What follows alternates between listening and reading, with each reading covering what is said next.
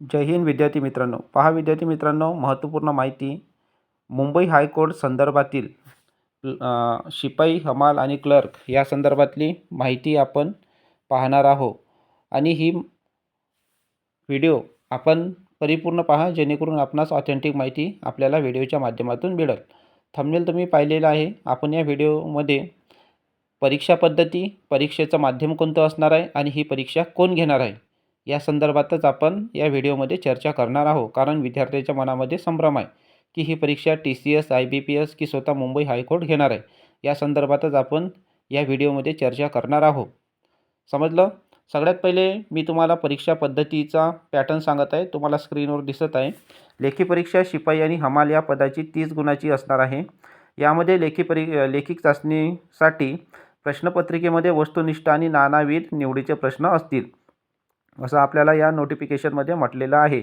म्हणजे लेखी परीक्षा ही 30 गुणाची आणि त्याच्यामध्ये सर्व सब्जेक्ट सोशल स्टडीजचे आणि तसंच मॅथ, रिझनिंग आणि कम्प्युटर हे सुद्धा प्रश्न असू शकते. कारण याच्या अगोदरचे पेपर पाहिले तर एक एक प्रश्न याच्यावर आलेले आहे. म्हणजे 4 ते 5 प्रश्न math, reasoning, computer, Marathi grammar याच्यावर एक एक 2 प्रश्न आलेले आहे. आणि बाकीचं जे वेटेज उरते 25-26 प्रश्न ते GKचे आलेले आहे. म्हणून या प्रश्नांना आणि या विषयांना सुद्धा आपल्याला नजरअंदाज आपल्याला करता येत नाही, हे लक्षात असू द्या. त्यानंतर आपलं लेखी परीक्षा झाल्यानंतर ज्यांना चांगले मार्क भेटल त्यानंतर आपली शारीरिक क्षमता चाचणी होणार 10 गुणाची. त्याला सापल्य चाचणी असं म्हणतो. यामध्ये आपल्याला काही ॲक्टिव्हिटी तिथं त्या हॉलमध्ये करायची असते. आपल्याला तिथं काही समजा झाडू पोछा करायचं किंवा म्हणजे आपलं चालणं कसं आहे, हे सर्व त्याच्यामध्ये पाहिलं जात असते. त्यानंतर आपला मुलाखत, आपली सगळ्यात शेवटची स्टेज मुलाखत असते, जे मुलाखतीसाठी पात्र होतात. त्यानंतर आता इथं शॉर्टलिस्ट लागत असते.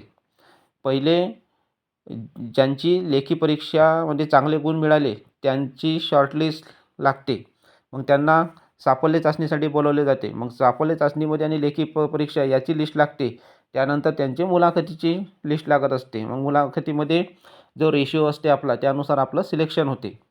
आपलं 3 खंडपीठामध्ये आपण कुठं ॲप्लिकेशन करत आहे त्यावर ते डिपेंड आहे. म्हणजे तसंच वेगवेगळ्या खंडपीठाची इथं वेगवेगळी शॉर्टलिस्ट लागणार आहे आपल्या गुणानुसार, एवढं लक्षात असू द्या. आता येऊ आपण या परीक्षेचं माध्यम कोणतं असणार आहे. आता शिपाई या परीक्षेचं माध्यम मराठीच असणार आहे. आणि क्लर्क क्लर्क आणि इतर जे पद आहे या परीक्षा पद्धतीचं माध्यमसुद्धा आता मराठी असणार आहे. त्यांचं मराठी प्लस इंग्लिश असणार आहे. कारण या अगोदर क्लर्क आणि इतर पदे जे होते लघुलेखक, स्टेनोचे, याच्या अगोदर फक्त इंग्लिश असायचं. त्यानंतर काय झालं,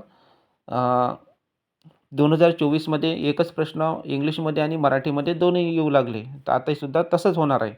आणि शिपाई या पदाचा जो परिपूर्ण पेपर आहे तो मराठी लँग्वेजमध्येच असणार आहे. समजलं? आता येऊ आपला महत्त्वाचा मुद्दा की ही परीक्षा कोण घेणार आहे. आता ही परीक्षा या अगोदर आपण पाहिलं होतं 2024मध्ये सुद्धा की ही परीक्षा एकाच वेळी संपूर्ण महाराष्ट्रामध्ये होणार आहे. म्हणजे ही परीक्षा ऑफलाईनच होणार आहे. ऑफलाईन होणार आहे, ऑनलाईन होणार नाही. कारण या अगोदरसुद्धा आपण पाहिलेलं आहे की एकाच वेळी शिपाई, हमाल आणि क्लर्कची एकाच वेळी परीक्षा झालेली होती. आणि त्यांनी मुंबई हायकोर्टांनी संपूर्ण महाराष्ट्रामध्ये ऑफलाईन पद्धतीने ही परीक्षा घेतलेली होती, ऑफलाईन पद्धतीनं. आता मुद्दा जो आहे की ही परीक्षा कोण घेणार आहे, की आता नोटिफिकेशनमध्ये आपण पाहिलेलं आहे की TCS, IBPS की मुंबई हायकोर्ट स्वतः परीक्षा घेणार आहे, की याच्यामध्ये आता मुंबई हायकोर्टच ही स्वतः परीक्षा घेणार आहे. याचे 99% चान्सेस आहे. आणि जो 1% मी म्हणत आहे तो TCS किंवा IBPSला ही टेंडर देऊ शकते. 1% पण चान्सेस जास्त करून मुंबई हायकोर्टाचे 99% परीक्षा घेण्याची. कारण याच्या अगोदरसुद्धा फॉर्म निघालेले होते. त्यावेळीसुद्धा मुंबई हायकोर्टाची जी जाहिरात होती ती मुंबई हायकोर्टानंच पेपर ऑर्गनाईज केले होते आणि जे जिल्हा सत्र न्यायालयाचे फॉर्म निघाले होते त्यांनी काय केलं होतं, TCSनं ही परीक्षा टेंडर दिलं होतं त्यांना. कारण त्यावेळीसुद्धा ₹1000 चालान होतं आणि याच्या अगोदरसुद्धा भरती निघालेली आहे मुंबई हायकोर्टाची. तेव्हा फक्त ₹25 चालान होतं. तेव्हा त्याची शॉर्टलिस्ट लागली होती. याची शॉर्टलिस्ट लागणार नाही. याची शॉर्टलिस्ट लागणार नाही म्हणजे जे विद्यार्थी फॉर्म भरणार त्यांना सर्वांना परीक्षा देता येणार आणि जे परीक्षेमध्ये चांगले गुण घेणार नंतर त्यांची शारीरिक क्षमता चाचणी, मग त्या शारीरिक क्षमता चाचणीचं वेटेज मार्कांचं आणि लेखी परीक्षेच्या मार्कांचं वेटेज, मग त्यांची शॉर्टलिस्ट लागेल. मग नंतर ते मुलाखतीला जाणार. असा हा क्रायटेरिया आहे प्रत्येक खंडपीठाचा, 3 खंडपीठांचा. असं लक्षात असू द्या. समजलं? आता ही परीक्षा चान्सेस आहे जास्त करून मुंबई हायकोर्टच घेणार आहे. म्हणून हे लक्षात असू द्या आणि 1% मी सांगितलं आहे तुम्हाला TCS किंवा IBPS हे घेऊ शकते. पण 99% ही मुंबई हायकोर्टच घेणार आहे. समजलं?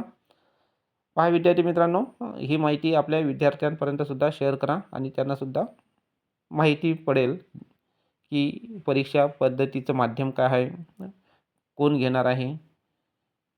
समजलं? जय हिंद, जय महाराष्ट्र विद्यार्थी मित्रांनो.